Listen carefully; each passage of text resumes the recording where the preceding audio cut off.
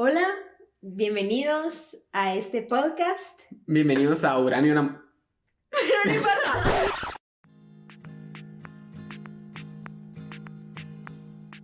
Hola a todos, bienvenidos, les damos la bienvenida a este podcast.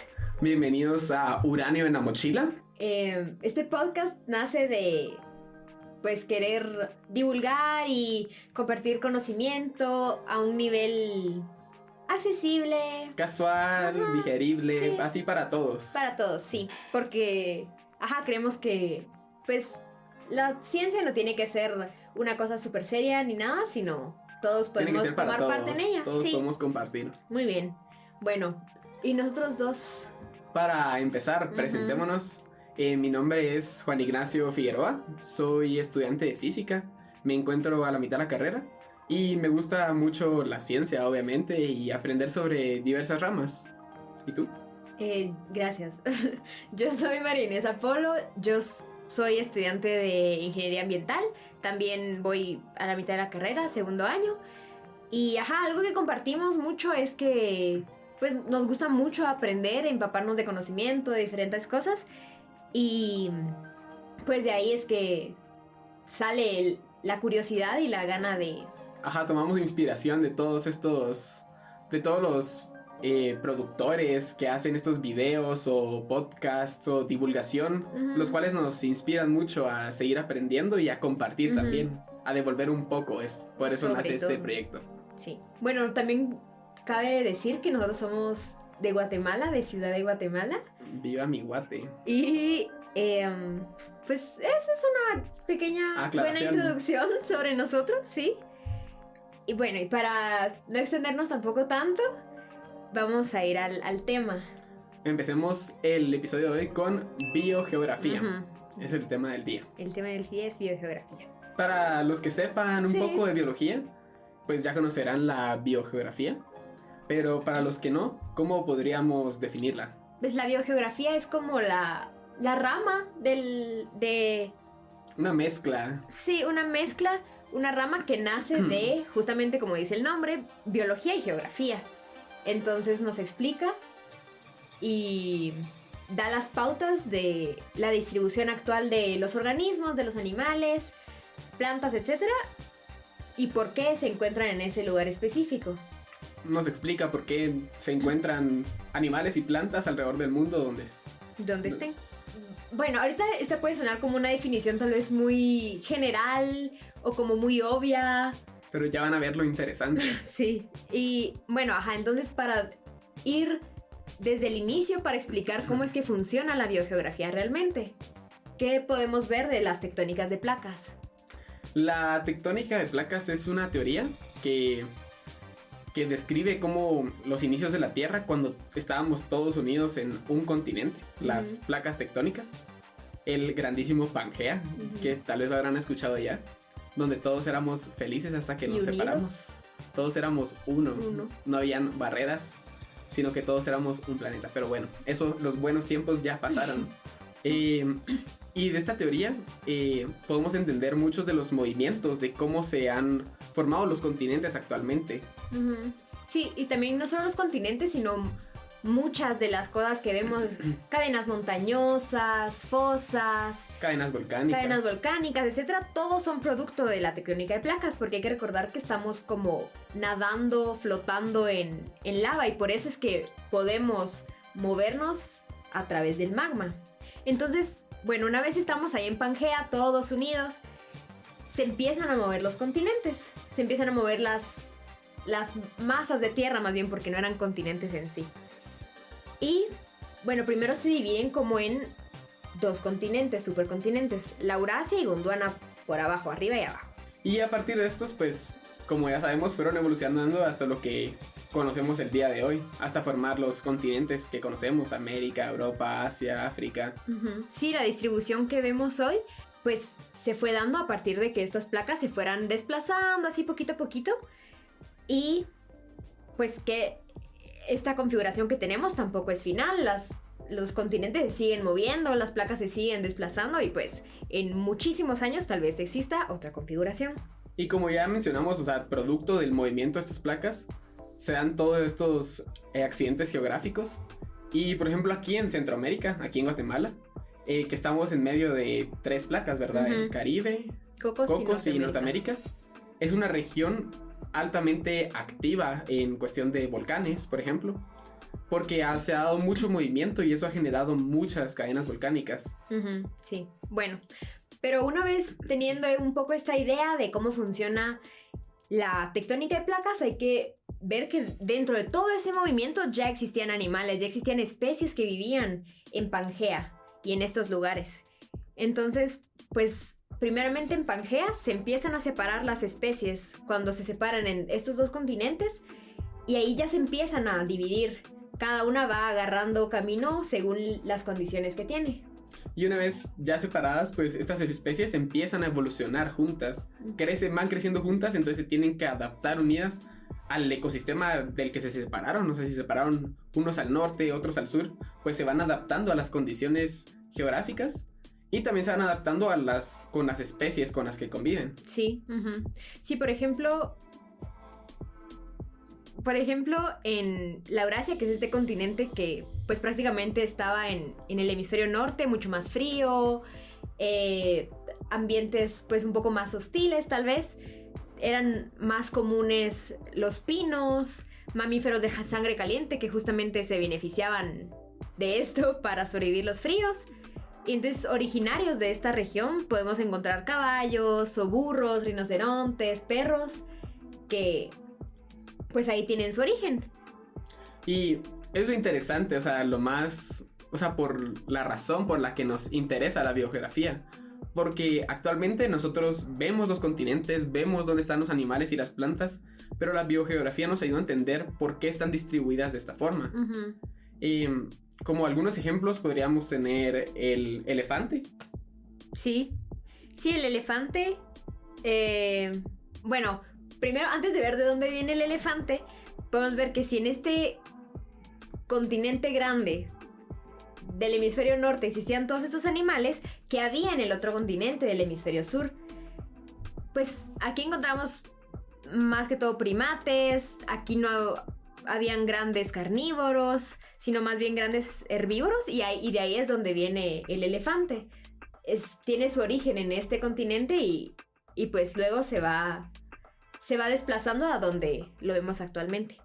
También es interesante ver que con todo este movimiento de placas no existía algo que fuera Centroamérica como tal. No existía un pedacito de tierra que ahora sea Centroamérica, sino que Centroamérica nace de la unión entre un pedacito de... Un estrecho. Un estrecho que une Norteamérica con Suramérica.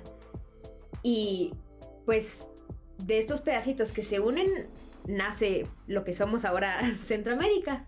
Y esto, o sea, prácticamente somos un puente entre ambas regiones. Y esto es lo que hace Centroamérica o Guatemala tan rica en biodiversidad. Porque las especies del norte, o sea, especies de Norteamérica y especies de Sudamérica, empezaron a viajar de continente a continente. Y unas, a pesar de que no completaron el viaje, otras se quedaron a la mitad y se quedaron en Centroamérica. Por eso en Centroamérica tenemos las variedades tanto de arriba, de las regiones del norte, como de las regiones del sur. Tenemos una mezcla de ambas, por lo tanto somos más ricos en especies. Sí, cabal, como decías, que somos un corredor, que somos pues donde las especies pasaron.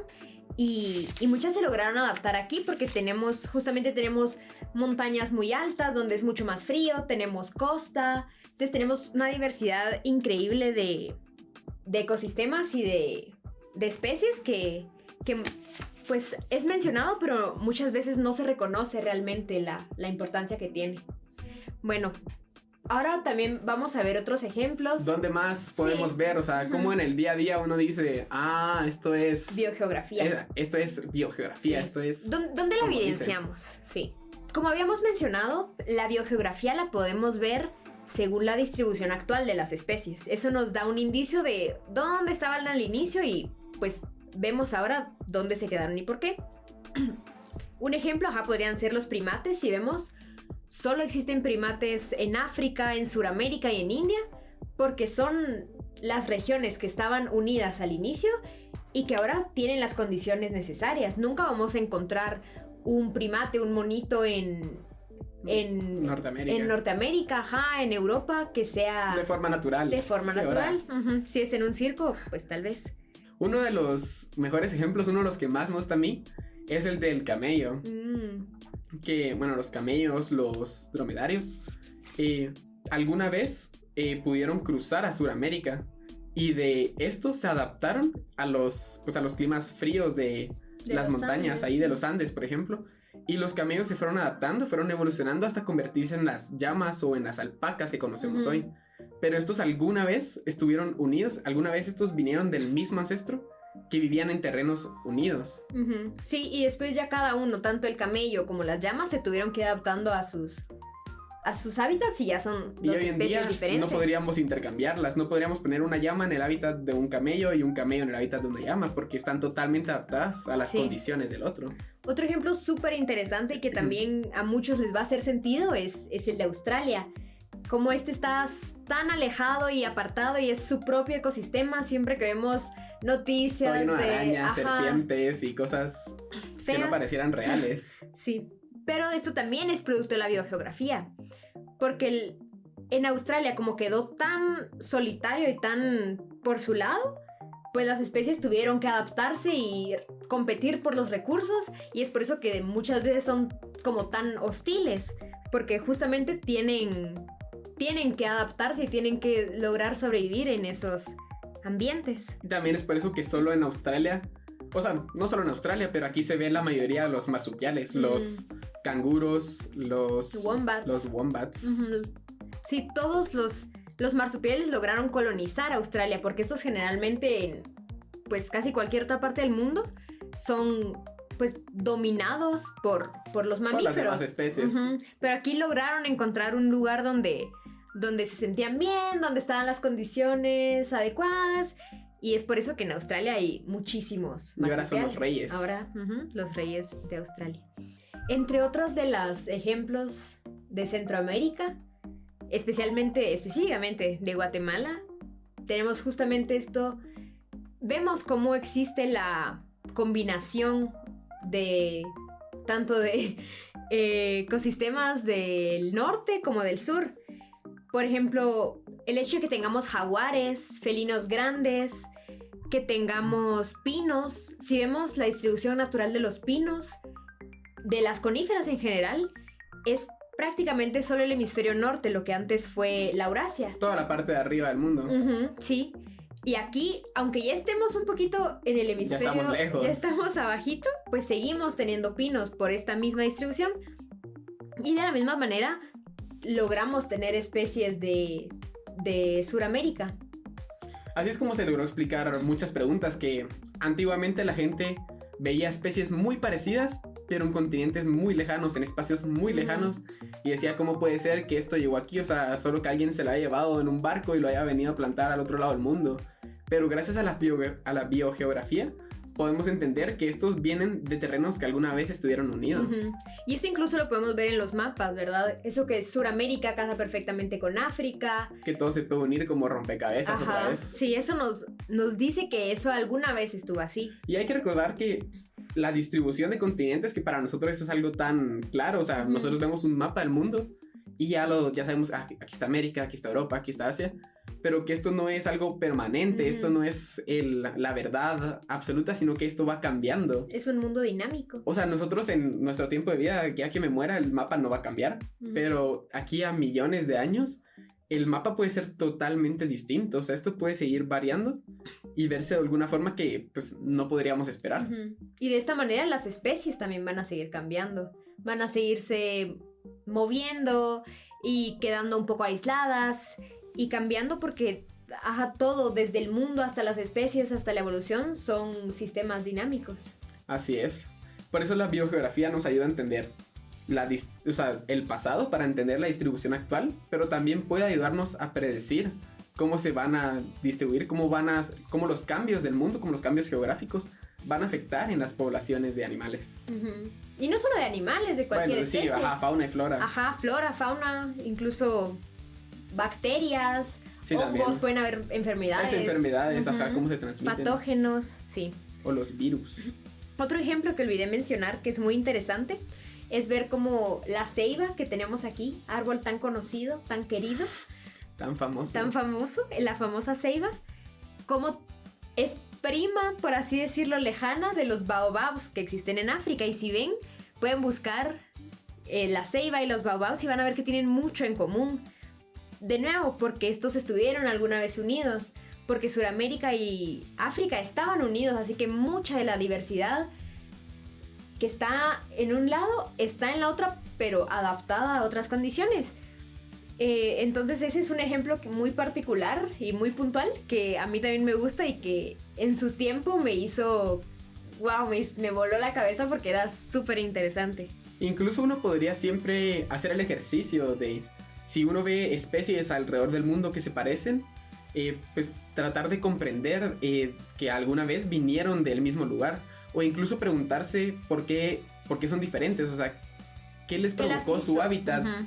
¿Por qué tuvieron que adaptarse? ¿Cuál fue su adaptación para que se vean tan diferentes a día de hoy? Sí, porque así como los ejemplos que mencionamos, hay un montón más que no nos daría el tiempo ni la cabeza para recordarlos todos, porque pues sí son un montón, pero también son muy interesantes y pues nos dan muchos indicios de que la Tierra en algún momento estuvo unida y pues todo lo que hemos venido repitiendo en este episodio.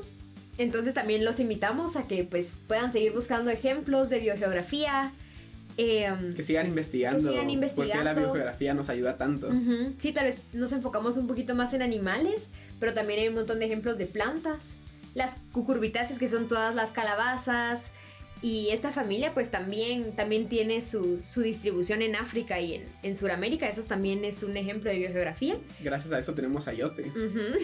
Y pues así podemos encontrar un montón. Otro punto importante que habría que mencionar aquí es que la biogeografía, o sea, es buena para describir esto, pero los sucesos que han pasado naturalmente y en los últimos, ¿qué? 2000 años, no más, 4000 años desde que existe el hombre, esto ha cambiado drásticamente porque hemos tenido mucho impacto, hemos afectado demasiado. Uh-huh. En la distribución de las especies. Nosotros las movemos a nuestro parecer, nosotros plantamos aquí, plantamos allá y estamos afectando totalmente. No quiere decir que esto sea bueno o malo, pero estamos generando un gran impacto. Uh-huh, sí, y mucho de esto lo podemos ver en especies exóticas, especies introducidas, que tal vez van ustedes en la calle y ven un árbol en la ciudad que resulta que es un árbol de Australia. Pues eso tampoco significa que estuvimos alguna vez pegados con Australia y eso. Ajá, pues, no piensen que todo. Ajá, no todo es producto de la biogeografía. Eso, pues muchas veces son introducciones que hace el humano de especies, ya sea, pues, a conciencia o inconscientemente. Sí, por conveniencia. Uh-huh.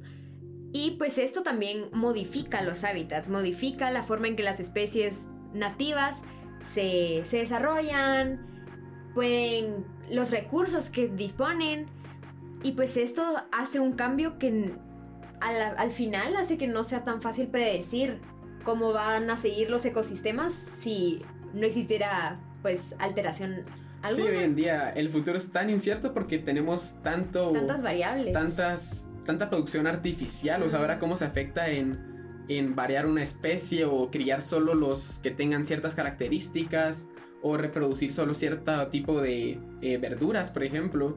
Entonces estamos teniendo un gran impacto y... Sí, ajá, y al final el impacto no es solamente a nivel de especies y de biodiversidad, sino que hay que reconocer las especies nativas porque han estado con nosotros desde el principio, porque son parte de nuestra historia, parte de nuestra cultura.